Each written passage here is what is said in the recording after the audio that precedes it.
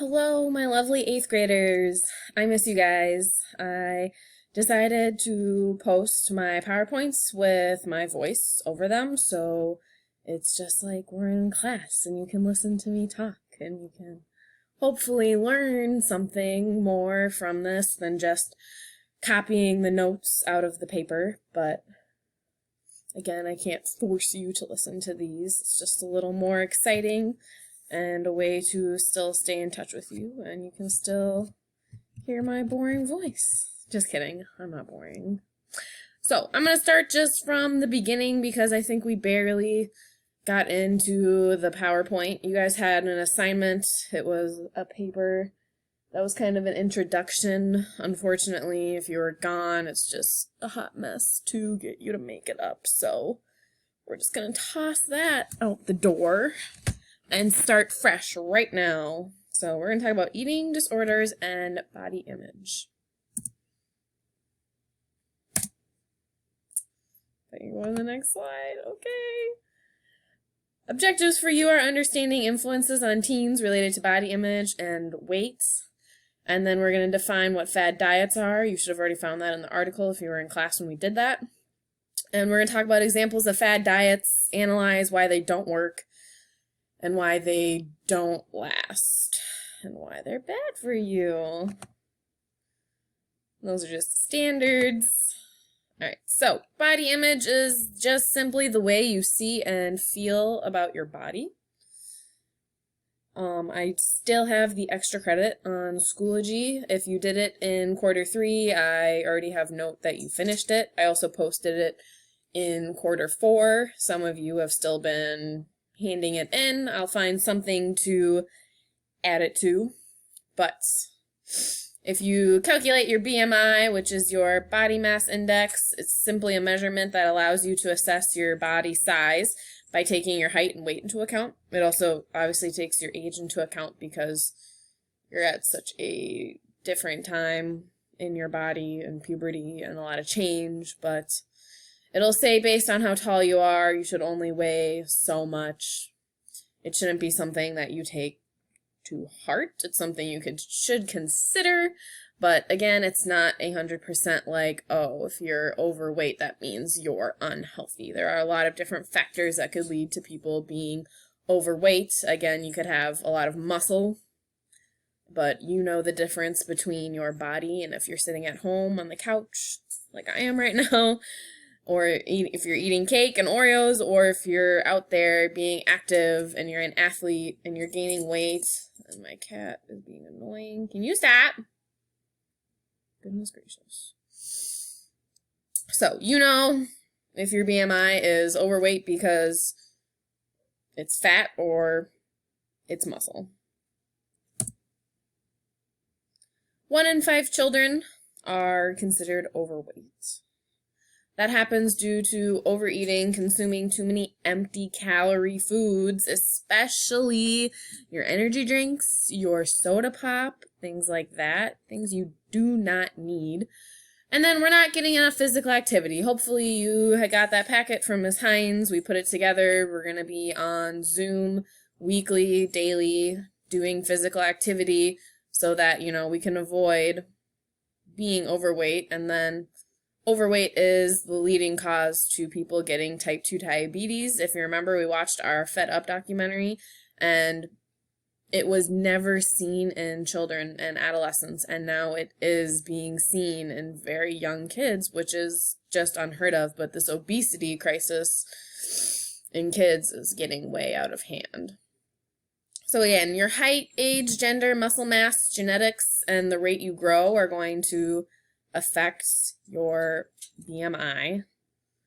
Being underweight is just as risky because you lack body fat, which we know fat is a nutrient. We need fat. We don't need sugar. Cut the sugar out of your diet right now. Fat is energy, and if we get not enough nutrients, and we're more prone to infections and anemia. If you remember, we talked about anemia basically meaning lack of oxygen. You don't have enough oxygen in your red blood cells, and if you don't have enough oxygen getting to your cells, they use that as energy you're going to feel really tired and not good. And usually underweight people are cold because they lack body fat, which is also something that keeps us heated. Eating disorders are an extreme and damaging eating behavior that can lead to sickness and even death. There are about 24 million people that suffer from these.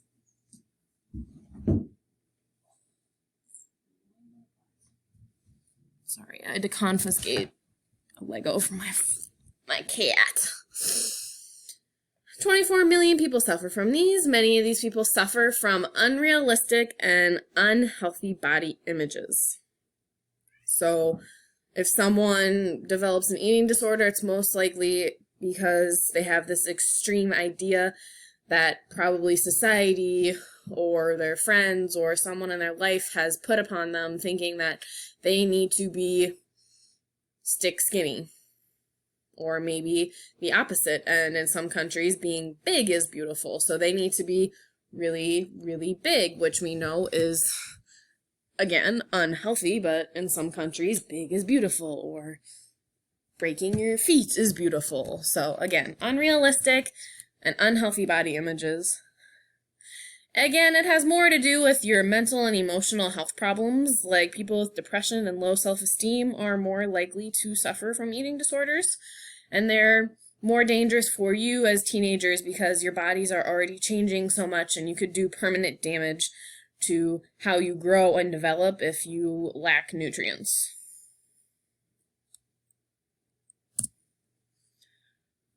The first one we're going to talk about is the binge eating disorder. Basically, binge means to compulsively overeat. This is actually the most common eating disorder. When you think of eating disorders, you think of people not eating or regurgitating their food or something like that. But binge eating disorder is eating too much. It's a compulsion that they cannot control. So if you're sitting at home, you're constantly eating, or if you're at school, you're constantly eating. I mean, you probably think you suffer from this, but you're also teenagers and you burn a lot of calories and you're growing, so it's normal for you to eat a lot. The point is that they eat even when they're not hungry.